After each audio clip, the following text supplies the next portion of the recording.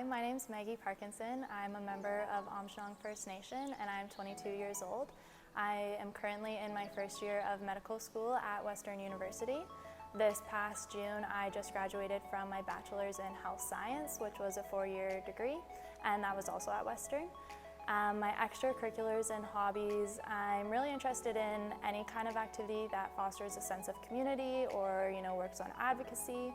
So I'm on the Aamjiwnaang Youth Council, I'm a youth representative on the Aamjiwnaang Health Committee, and at school I'm a part of the Indigenous Students Association. I also am part of the Indigenous Circles of Support and Leadership Program, which is a program where we get together every 2 weeks, I'd say, and have a meal together and do some kind of activity just to get to know other Indigenous students at Western. And then I was also in undergrad involved with my faculty council, so I was on the Health Studies Students Association. I was a peer mentor for students in my program. And I am also really interested in volleyball, so I played throughout high school, a little bit in elementary school, and now I do intramurals at school with some classmates.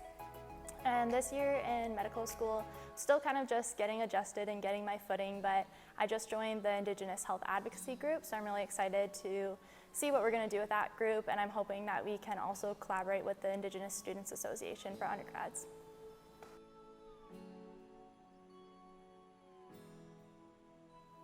The circumstances in my life that influenced my decision to attend post-secondary definitely came from values that I was taught growing up.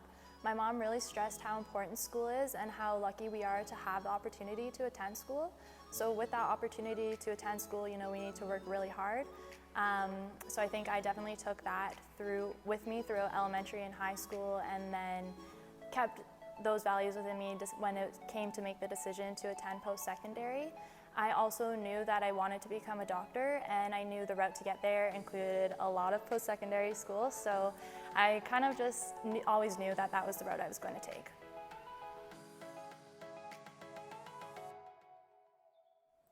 Some of the reasons that I picked a health-related field of study, I always knew when growing up that I wanted to have a career where I was going to be able to work hands-on with the population that I was going to work with, and I knew that I wanted to help people in the career that I chose. And then as I progressed throughout high school, I really enjoyed learning biology and science, all the kind of things that go into understanding how the body works. And so with those two things together, I think it kind of just naturally came to the decision that I wanted to pursue a career in healthcare. That way I could, get that interaction with patients and also continue to learn the things that I really enjoy throughout my career.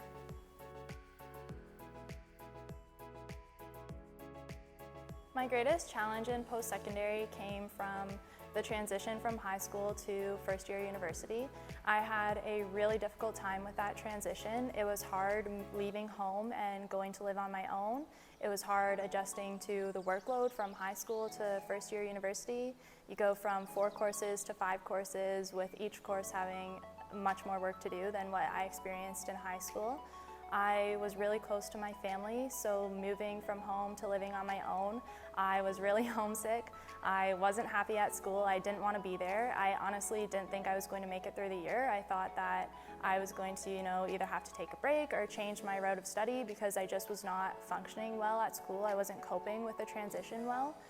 And what was the problem is that I wasn't giving myself the ability to adjust because I wanted to be home so badly. I was going home every weekend. I wasn't creating a community where I felt comfortable at school. So then that kind of continued throughout my whole first year. I wasn't adjusting well, and then COVID hit and I got sent home from school in March along with everyone else.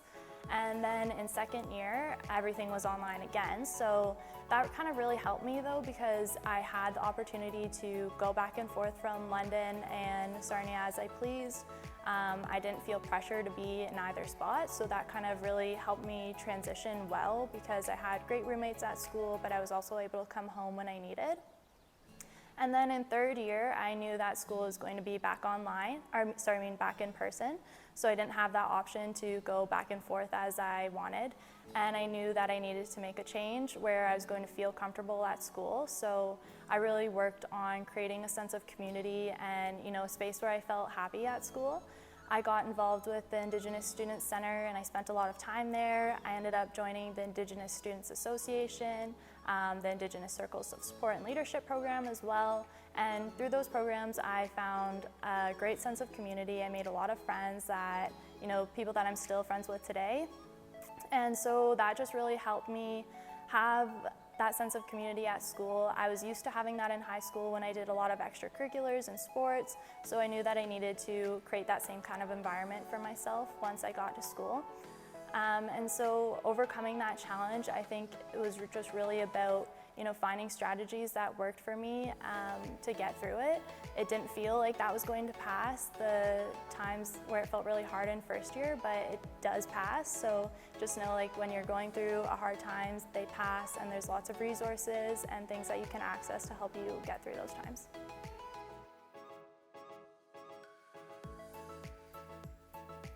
I definitely think that my Indigenous heritage will help me make a positive impact on the Canadian healthcare system. We need more Indigenous representation in healthcare, and I hope that I can be one of the voices that are one of the people that bring forward the voices of Indigenous peoples to advocate for what we need and deserve in the healthcare system. And what I really hope is that I can make an impact within our own community. I hope to pursue family medicine, and my plan is to come back to Aamjiwnaang and have a clinic here. There's a huge family doctor shortage in Canada right now, so if I can do my part to ensure that our communities look after, that would mean a lot to me.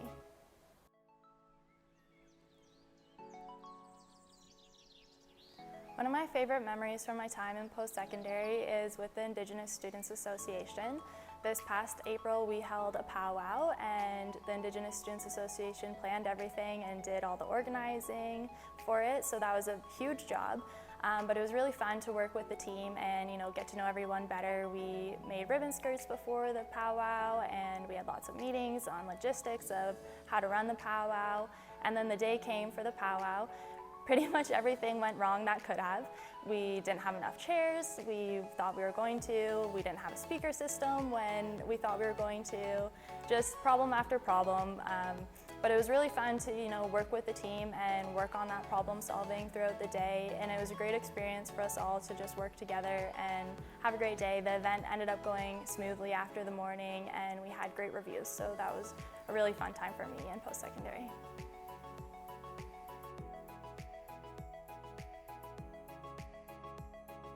I think that throughout my time in school, I've had definitely more than one mentor. Even starting in elementary and high school, I had great mentors who were coaches, and then into post-secondary school, I really looked up to other Indigenous students that were pursuing the same route in medicine that I was. I leaned on them for support and guidance on how to get to where I am now. So I think that was really helpful. I think my mom's been a great mentor for me to see someone who's hardworking, and she's really pushed me to reach my full potential. So I think that through all of the mentors that I had, a common lesson is to set a goal and make sure you get there. There's lots of people that you can rely on for support, and when things get hard, you just need to keep pushing and see the end goal. It's important to look at things day by day versus getting lost in the big picture. If you can just go day by day and make sure that you're doing a little bit of something every day to reach your goal, that's a lot less daunting than looking at the big picture. So I think that my mentors have really helped me to just push myself to keep going and not give up.